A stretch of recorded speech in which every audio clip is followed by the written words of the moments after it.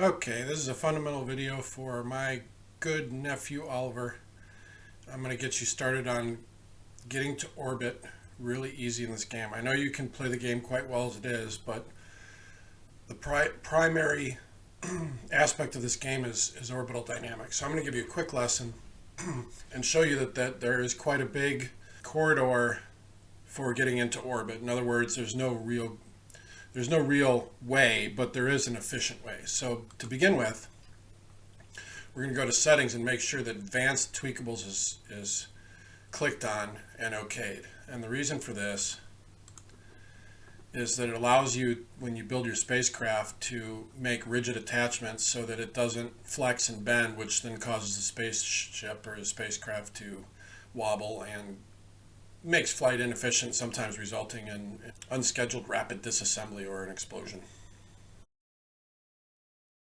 So to start, I'm just going to build a small spacecraft. I like to grab the command pod or the guidance unit first, as it opens up all your options in all the tabs here. So I'm going to click rigid attach. So you right click on the part and then you click rigid attachment and auto strut. And so what I'm going to do is piece by piece put this together, doing the same thing. It would be nice if this was a default setting, but it's not. So, but I have found, because I played a long time without knowing about this, that it really does make a huge difference in your performance of your spaceship, and it's well worth it.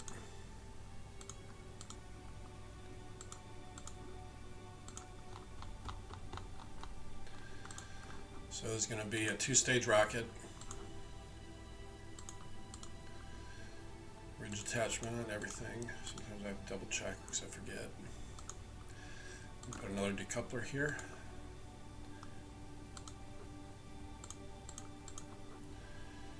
And we're going to go a little bit bigger on the lower tanks, I think.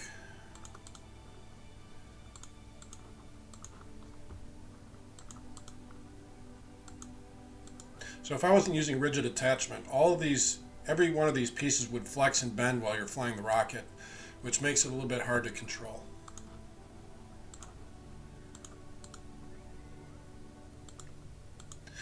And you don't necessarily need fins on your rocket, but I'm going to do this because maybe you should try doing this as well, because it adds a little bit of stability so that you do a little bit less work while you're going up into orbit. So the way I used to build my rockets without the rigid attachment is I would add these struts to stabilize things, which adds mass and it creates a lot of aerodynamic drag, as your dad could probably tell you.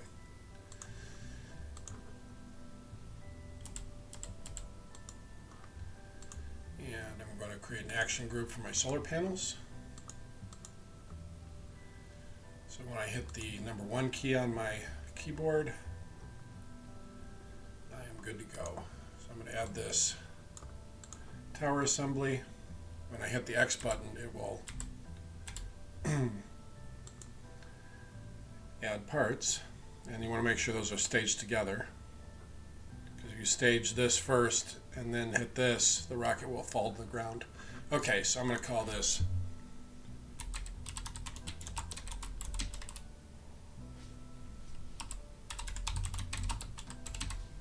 Oliver 1. And we're going to go ahead and launch it. So I'm going to show you two ways to get to orbit. One's highly inefficient and one's efficient, but you can see that there's a lot of room to play with, so that you don't have to do it perfect every time, and there are 10 ways to skin a cat. But basically, you're going to hit T for your SAS, and that allows you to activate all of your control systems. And then I always like to hit the maneuver node, and so you can see your apoapsis height and your periapsis. Apoapsis, apogee, perigee, periapsis. These are your highest point in orbit and your lowest point in orbit around an object. And I like to turn this on so I can see my electric charge. I also installed a mod that shows your apoapsis height, time to that apoapsis height, periapsis height, and time to periapsis, and then among other things. It's redundant, but it works. Okay, so first we're going to go inefficiently. So I'm going to make my throttle go all the way up because we are sitting off the ground. We don't want to fall and crash. And I hit the space bar, and off we go. So I'm going to let it fly until we get about 200 meters a second. Just let it fly straight up. And then what we're going to do is, see, we got prograde, retrograde, normal, anti-normal, radial out, radial in. And then this is just stability assist.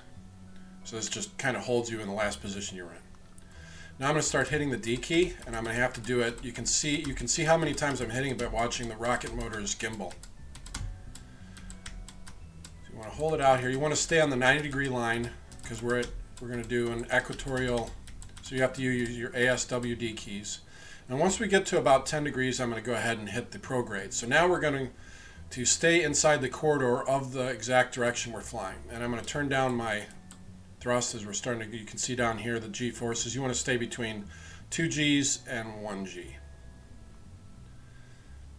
As a general guideline, it doesn't have to be perfect. So you can see that we've got a lot of speed, so our gravity turn is happening very slowly. And you can see our apoapsis is changing, so I'm going to switch to map screen. And you right click and pan around. So this is going to be our highest point, and while we're under power, this is going to continue to grow. You can see we're coming up on 60 kilometers, and you know in the game of Kerbal that the planet Kerbin, or our Earth, for this scenario, when you get to 70 kilometers, you are up and out of the atmosphere. So as this continues to grow, if I were to cut off the engine now, this is how high we would go. For example, I'll do it. I'll cut off the engine, boom. Now it's going to shrink a little bit because we've got some aerodynamic drag, so it is falling, but not very much. So we're going to keep accelerating until we get this up to, let's say, 200,000 meters or 200 kilometers. And we're going to cut off the engine. This is like throwing a ball way up in the air. It's going to go up in the air, and it's going to come right on back down. So here we are. This is not an orbit. So we're going to switch back, and we can see what our ship is doing. Okay, we're up and out of the atmosphere, so I'm going to deploy the solar panel. We don't want to run out of electric charge because our spacecraft will be dead in the water.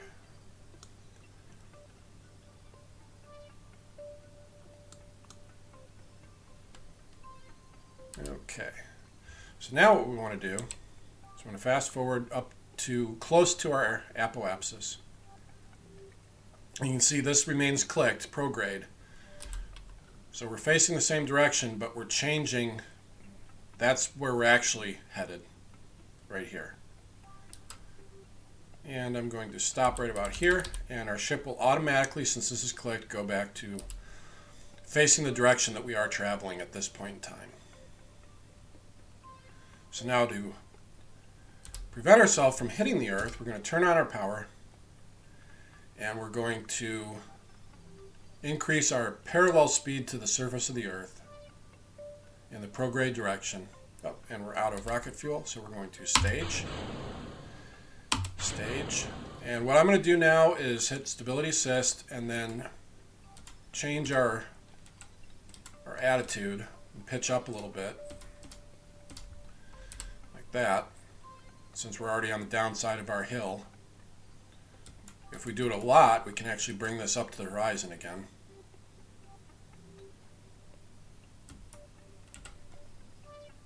You see we've got plenty of fuel here because I overbuilt the rocket. And once we get even with this, I'm going to hit the prograde again. You can see that as our speed increases, our circle or our parabola gets bigger. And our periapsis is hidden somewhere underneath the Earth here, where these two lines connect. And as it comes up and out of the Earth and then up and out of the atmosphere, we are achieving orbit. So you can see it grows. So our apoapsis is 200K. We want to get the periapsis to roughly the same. Doesn't have to be perfect. But now we're in a relatively circularized orbit. And we've got 1,326 meters a second of fuel left. So basically a little bit more than half our speed that we're going. And now we've achieved orbit. From orbit, we are halfway to anywhere in the solar system. So let's speed up time. and see that we're just going to continually be falling around the Earth. We're going just fast enough that we don't fall back to Earth, but not fast enough to escape Earth's gravity.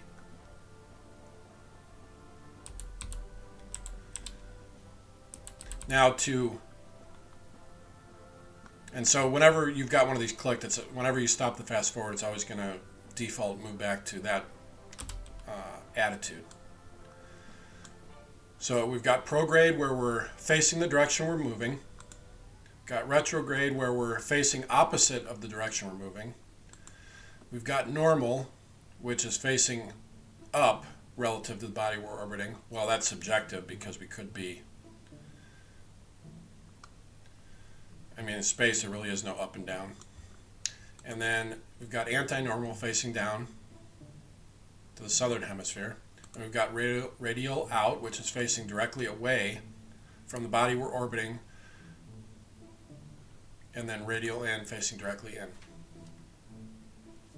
So if you want to change, so radial in and radial out is something we don't use very often because it's a very inefficient use of our fuel to get a desired effect. In essence, we could use prograde and retrograde way more efficiently if we waited to certain points of our elliptical orbit as opposed to using radial in, radial out. This is really just for corrections in your flight. So let's see what happens when I face up and burn the rocket motor. I'm going to go to map mode. So this is our orbit. We're on an equatorial orbit. Our orbital plane is very, very close to that of the moon. So now I'm going to burn the engine. Let's see what happens. It's changing our inclination or our orbital plane. Now we're out of sync with the moon's orbital plane. So to get to the moon, we can only really go two directions. Because this part is equal to the moon, this part is equal to the moon's orbit, but this is going to go way up above it, so we won't be able to get to the moon, and this is going to go way down below the moon.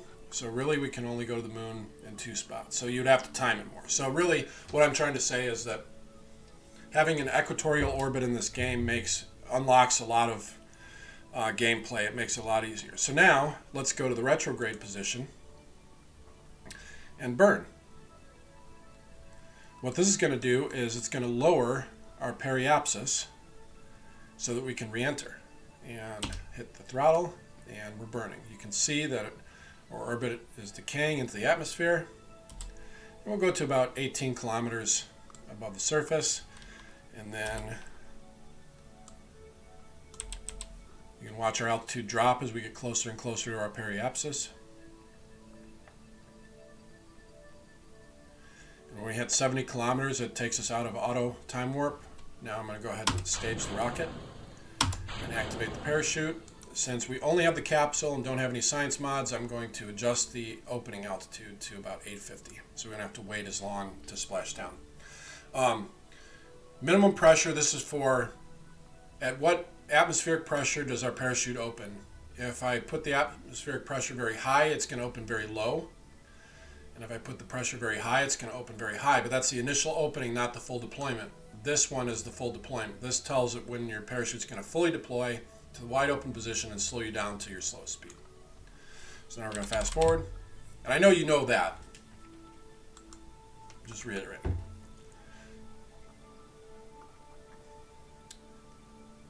And now we are deorbiting. So I'm going to revert flight to launch. And we're going to do it again, only we're going to get to orbit a lot more efficiently. So we hit our T key to turn on our SAS, maneuver node, and here. This is a habit. You don't always have to do it. Something might work better for you. So here we're at 90 degrees. We're facing radially out, this one. And every 10 degrees, so this is 80 degrees, 70 degrees, down to 0 degrees, meaning parallel to the Earth.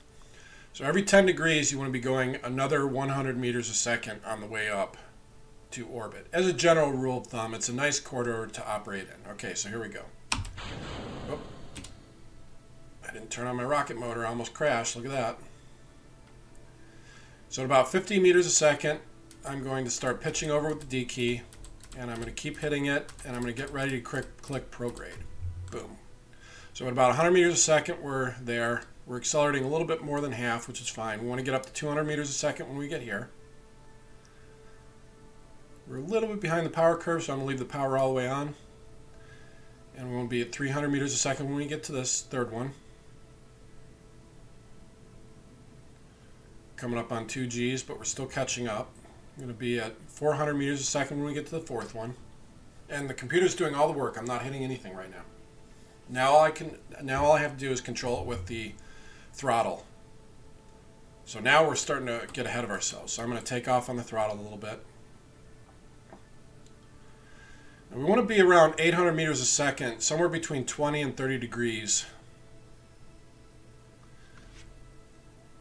And I'm letting the rocket fly itself. It's being controlled with the prograde button. It's oriented, so it's going to be facing the exact direction it's going. Although we are flying along a changing parabola, so the computer takes an account for all this. So now here we are, coming up on 800 meters a second. And we're back. So we're dispensing our fuel, so we're losing mass, so we're starting to accelerate faster again without touching the throttle. You can see that our apoapsis height is going to be 35 kilometers right now, and we're at 26 right now.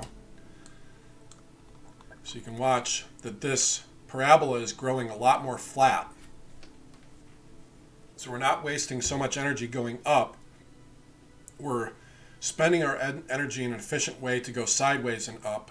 Even though we're going through a thicker atmosphere at higher speeds, which creates a lot of drag, this is still a more efficient way to get to orbit. And so when our apoapsis gets up above 70 kilometers, which is above the atmosphere, I'll stop it, let's say, at around 77. So I have my finger on the X key to stop it. You can see that our parabola is growing very flat as we're almost parallel to the Earth's surface. There we go, 77 kilometers above Earth.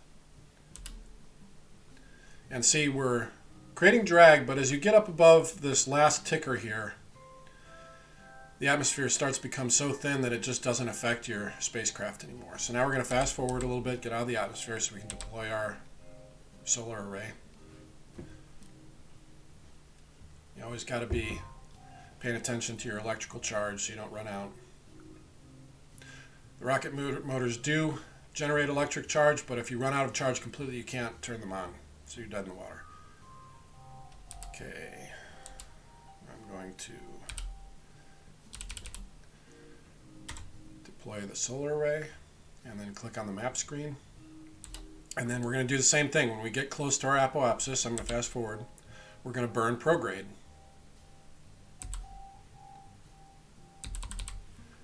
We got to wait till our ship catches up with our direction, and then I'm going to turn on the motor.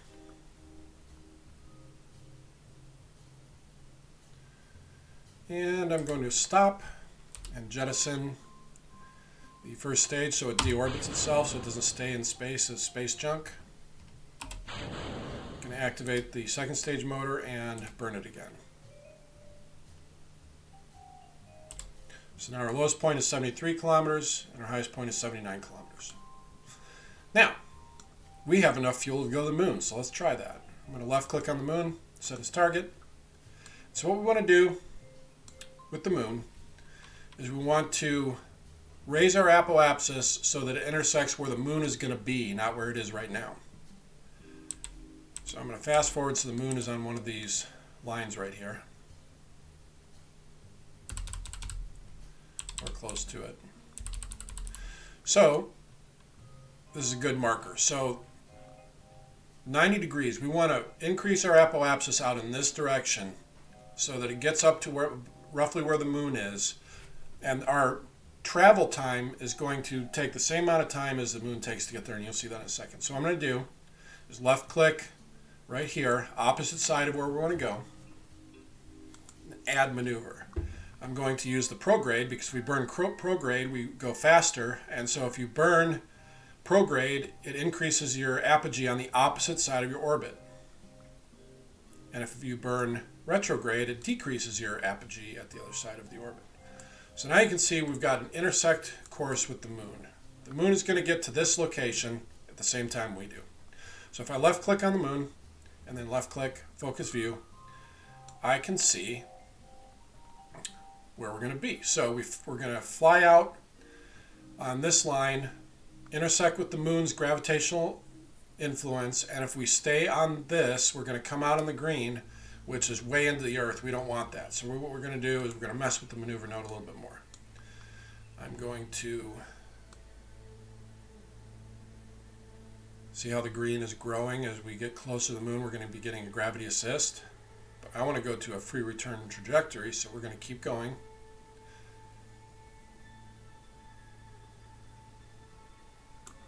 Let's see where that is. Okay, we want it to be close to 70 degrees. We can actually do it so that it's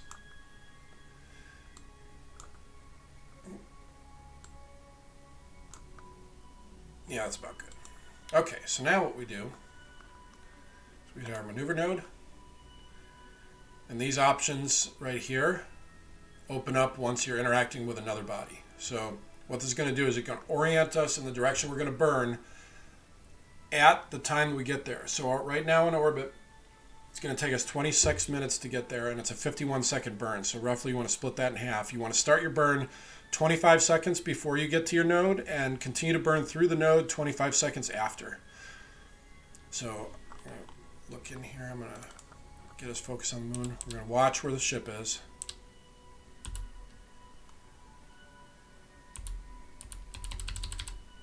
So now you can see that we're basically burning prograde, but we're not quite there yet. So our alignment will be perfect when we're 25 seconds from the maneuver node. So I'm going to fast forward to about 35. Okay, in 10 seconds we're going to initiate our burn.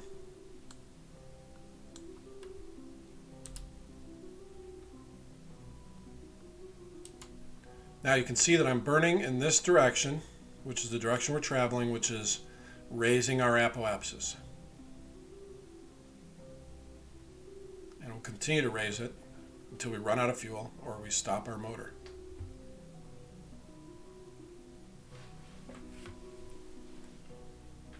You can say it takes half our fuel just to raise it a little bit, but the further you get from the Earth, the lower the gravitational force. It's like a inverse square law. So double the distance, quarter the gravity.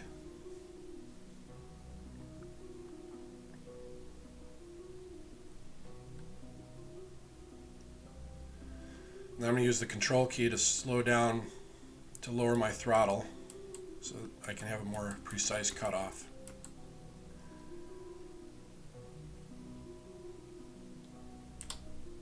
There we go. So here's our trajectory.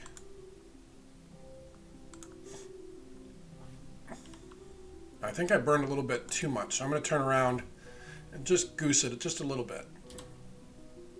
There we go. Yeah, I burned a little bit too much. So now, watch as we fly out to the moon, and the moon is going to come to us.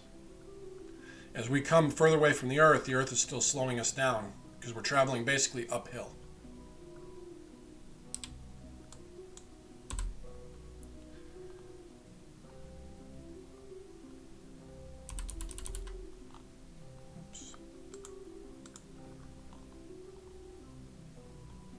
So this is our path. This purple line is our path across the gravity of the moon.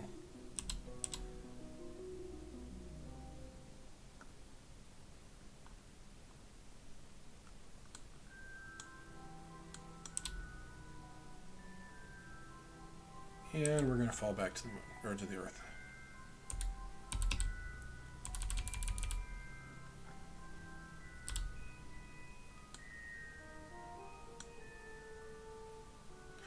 So now we're stuck in a highly elliptical orbit. How do we get back to the Earth? We don't want to waste our fuel down here. So what we're going to do is we're going to travel back out there. We're going to get to our apogee.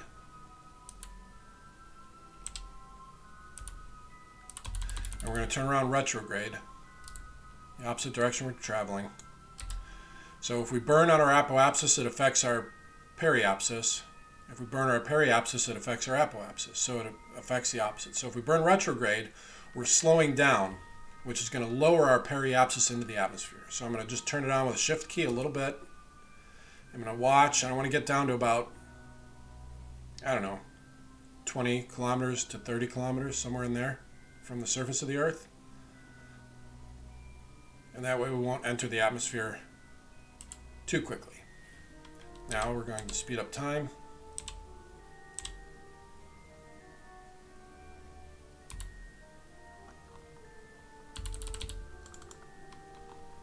So as we get closer to the Earth here,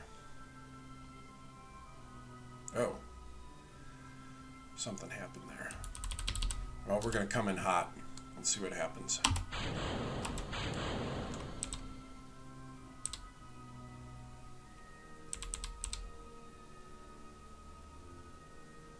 This is going to be a very high G deceleration because we're coming in a very steep angle. But our heat shield can handle it.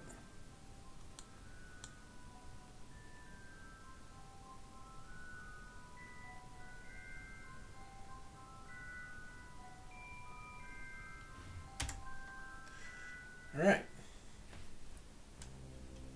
So now, let's actually go to the moon. So T, Z, click, click, spacebar. And do the same thing. Maybe if you practice this a little bit, you get good at it, but every time you see the motors change, that's when I'm hitting the D key. You want to get out there at about 10 degrees. And now the rocket is going to basically travel this course. It's pitching over a little bit too much, so I'm going to hit the stability assist to stop pitching over.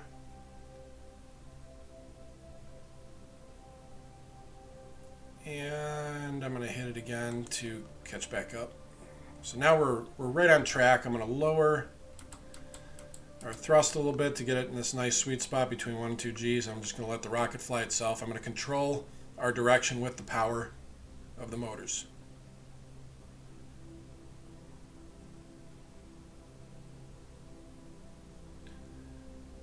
So really, once you get this down, it's going to unlock the whole solar system for you. Getting to orbit is a little bit difficult in KSP when you first start out, but once you've mastered that, you'll be able to get to orbit with any rocket you make, and you can make really big rockets and go way out to Jupiter and land on the moons and stuff like that.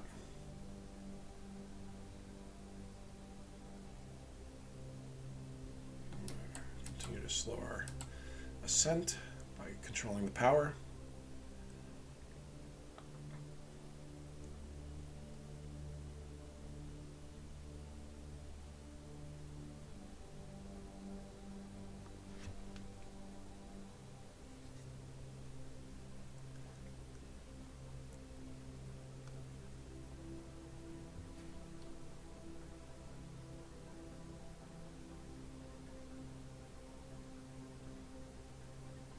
Now when we get to this marker right here, we're going to get a boost in speed because we're flying in the same direction as the Earth is rotating.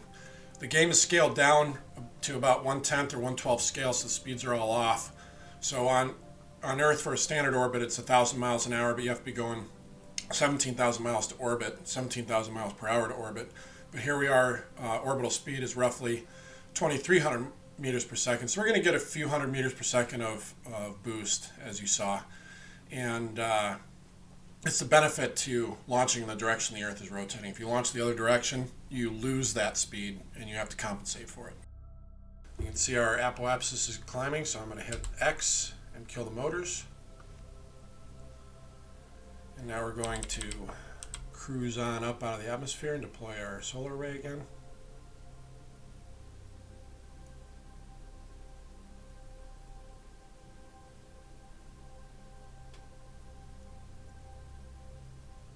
You can see that there is drag. It is slowing us down a little bit if you look at our altitude, but there's just, the atmosphere is so thin that it just isn't moving us very much. So now I'm going to extend our solar array, and we're going to cruise up to our apogee and wait till we align with our prograde direction and turn on the thruster.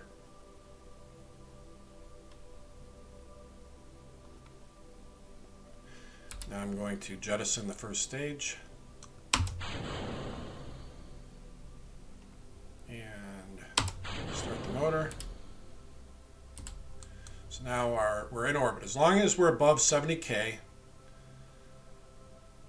on our periapsis and our apoapsis, we are going to stay out of the atmosphere, which is going to keep us in orbit. So now let's go out and we might not have enough fuel to get back, but let's go land on the moon. So we're going to set the moon as our target.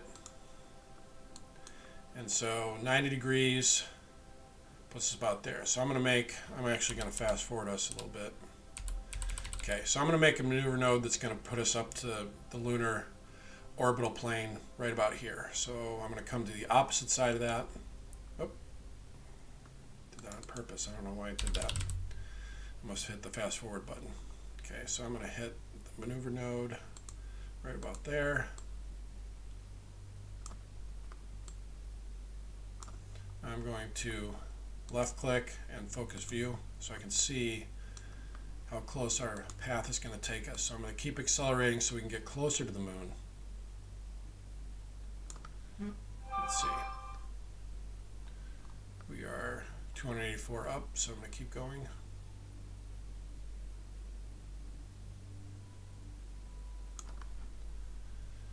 So we're going to pass the moon at 22 kilometers if we accelerate 857.3 meters per second when we get to the maneuver node.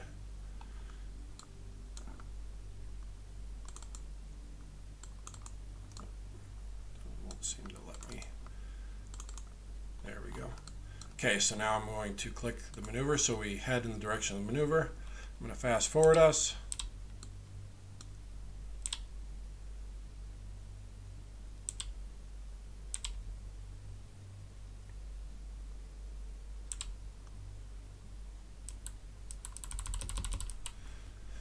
Okay, when we get to 25 seconds, I'm going to turn on the motor again. And burn times will vary depending on how big and small your rocket is. That's always a variable that will change. Turn on the motor. Now we're accelerating in the direction that we're traveling. So we're going faster here, and then when we cruise up here, we're going to be going slower. Turning a circular orbit into an elliptical orbit.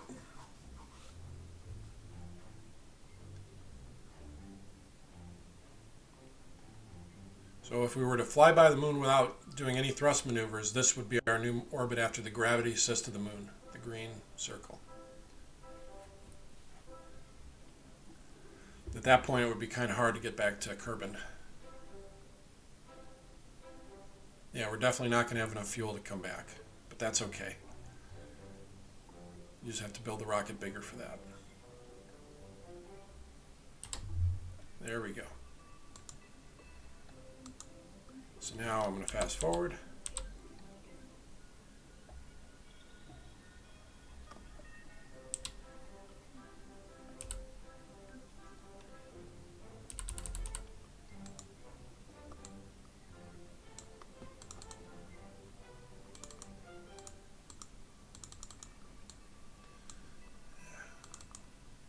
Sometimes the game can be quirky.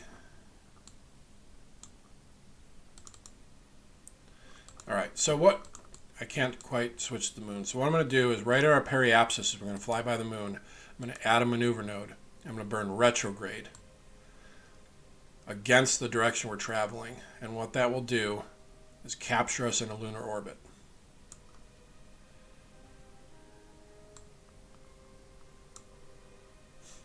Okay. So I then click the maneuver node, and we're going to go, so it's going to be an 11-second burn, and we're an hour and 22 minutes from getting there. So we go to the map screen. You can see as we fall towards the moon, we're getting closer to our maneuver node. It's 11-second burn, so we want to initiate our burn at about 6 seconds, 5 seconds, somewhere in there. And once again, it doesn't have to be perfect, but the closer you are to the periapsis, the more efficient your burn will be. The more miles per gallon you get for your fuel. Okay, turning it on. Let's see that our orbit is going to circularize.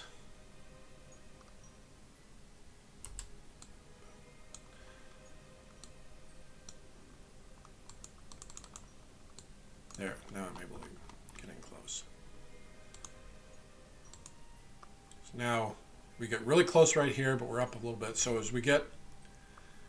going to go once around. Cruise by the moon really low. There's no atmosphere on the moon, so there's nothing to create friction to slow us down. So if we burn prograde from right here, the direction we're traveling, and use shift key so we burn small, we can raise our perigee.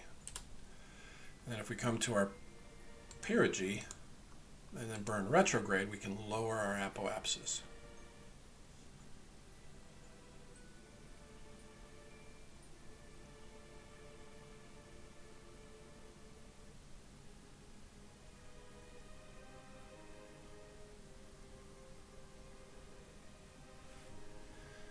Using the shift key, I'm going to turn on the engine for a very small burn.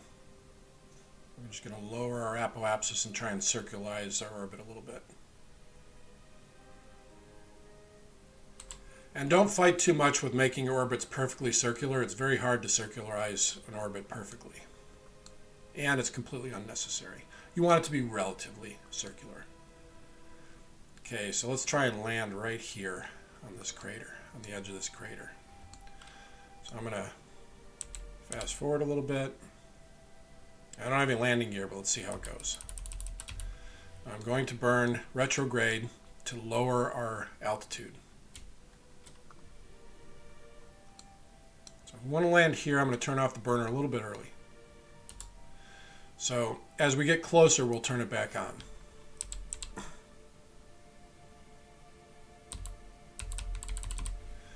Always retrograde when we're descending.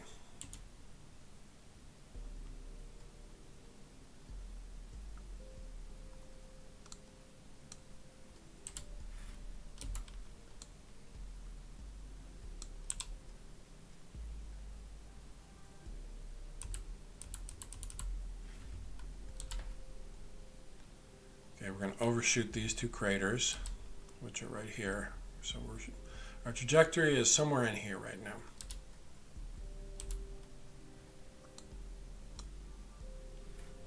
Speed up a little bit. So I'm going to turn on the thrusters again. I'm really slowing down here.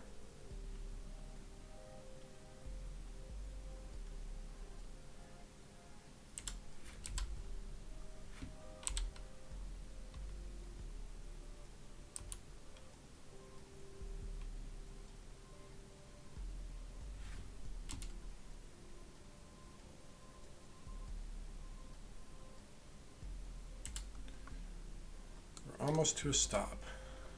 Don't have a lot of fuel left, so we use our shift and our control buttons to burn much more gently. We want to approach the surface. You can turn on so now it's above ground level instead of above sea level. You want to be around 5 meters a second when you touch down. So I'm going to turn it up with the shift key just a touch. Start slowing down.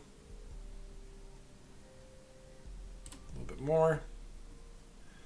And a little bit less, and turn off the motor. Boom, we've landed. Of course, that would do a lot of damage to the engine bell, but this is a game, so.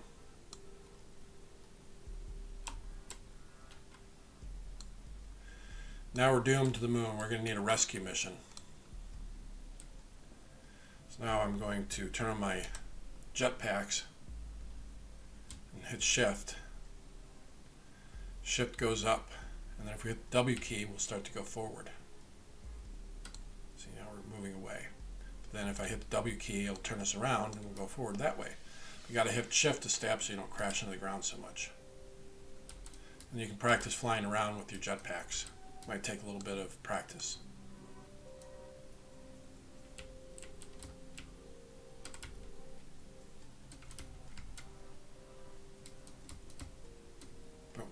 Okay, I'm going to save the game here.